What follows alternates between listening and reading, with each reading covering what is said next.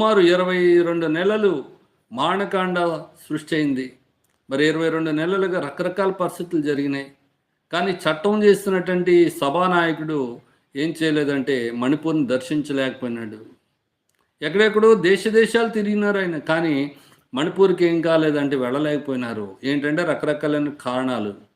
మరలా అంటారు, ఈ విషయాలను జరిగిన తర్వాత మహిళలను వివస్త్రలుగా చేసి పేరెడ్ అంటే ఊరేగించిన తర్వాత వాళ్ళని చంపిన తర్వాత ఎన్నో అల్లకల్లోలు జరిగిన తర్వాత ఏమి ఎరగినట్టు నిమ్మకి నీరెత్తినట్టుగా మీడియా ముందుకు వచ్చి 2 చిలక పలుకులు పలికి వెళ్ళిపోతారు.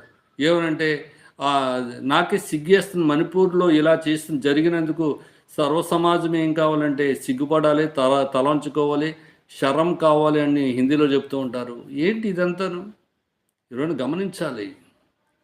చట్టాలను ఏం చేస్తామంటే కుయుక్తితో చేస్తున్నావు. అమాయకులపై టార్గెట్ పెడుతూ ఉన్నారు.